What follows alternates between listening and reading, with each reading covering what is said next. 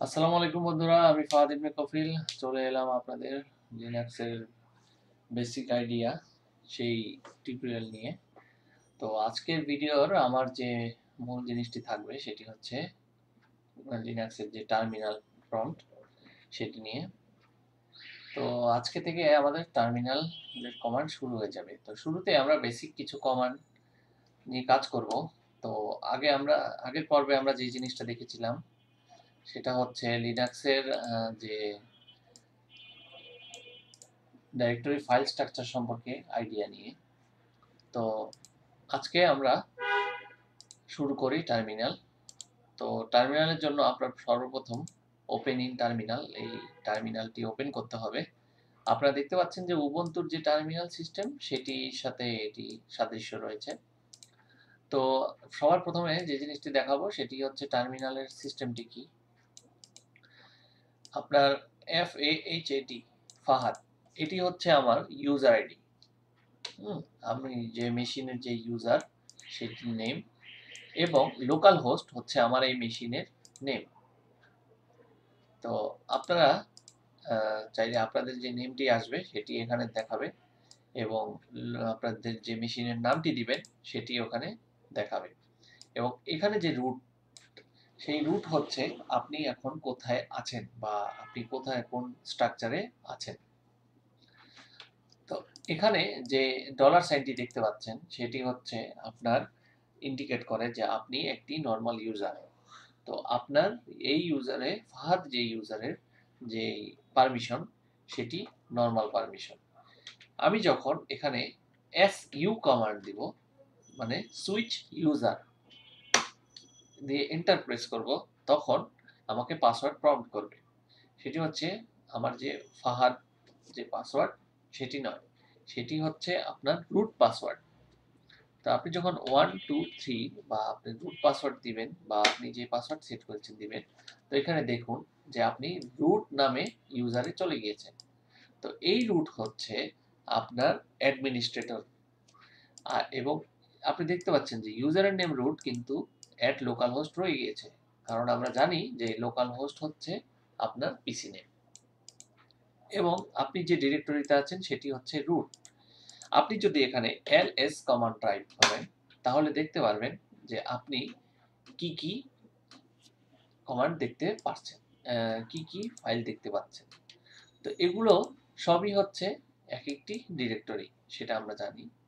তো আমরা যদি cd কমান্ড প্রেস করি এবং এর ভিতরে কোনো একটি কমান্ড, কোনো একটি ডিরেক্টরির নাম দিই, যেমন আমি যদি ডিভাইস নামে দিই এবং এন্টার প্রেস করি, তাহলে আমার এই রুট সাইন থেকে সে চলে গিয়েছে ডিভাইসের আন্ডারে। আমি যদি ট্রি নামে কোনো কমান্ড প্রেস করি সে পাবে না, সরি।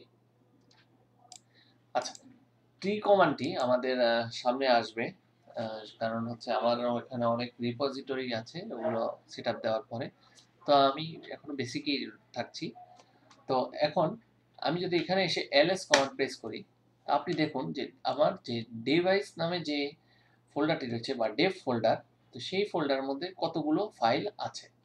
এবং আপনি যখন cd স্পেস ডট ডট দিবেন এবং এন্টার প্রেস করবেন, তখন সে আবার রুটের মধ্যে চলে যাবে। আপনি যখন ls দিবেন তখন বুঝতে পারবেন যে আপনি পিছনের ফোল্ডারে চলে এসেছেন। এবং আপনি যখন pwd এই কমান্ডটি প্রেস করবেন এবং এন্টার করবেন, তখন আপনাকে দেখাবে আপনি রুটে আছেন। আপনি যদি cd স্পেস দিয়ে অন্য কোনো ডিরেক্টরিতে যান, etc, তাহলে সে আপনাকে দেখাবে, এবং ls দিয়ে আপনি কনফার্ম করেন যে etc ডিরেক্টরির মধ্যে কি কি ফাইলস এবং ফোল্ডার আছে। এবং আপনি যদি pwd এই কমান্ড প্রেস করেন, এটি হচ্ছে প্রেজেন্ট ওয়ার্কিং ডিরেক্টরি, এবং এন্টার প্রেস করেন, তাহলে আপনি দেখতে পারবেন যে আপনি কোন ডিরেক্টরির আন্ডারে আছেন। তো আমি আবার চলে যাব cd স্পেস দিয়ে, যখন আপনি রুট প্রেস করবেন তা আপনি সরাসরি রুটেও চলে যেতে পারবেন। তাছাড়া আপনি যদি ডেট এবং ক্যালেন্ডার এই জিনিসগুলো দেখতে চান, তাহলেও কিছু কমান্ড আছে। যেমন আপনি যদি ডেট লিখে এন্টার করেন, এখন কটা বাজে সেটি দেখিয়ে দিবে। আপনি যদি ক্যালেন্ডারের জন্য ক্যাল এই কমান্ড প্রেস করে এন্টার দেন, তাহলে সে কারেন্ট যে মাস আছে সেই মাসের ক্যালেন্ডার শো করবে। আপনি যদি চান যে আপনি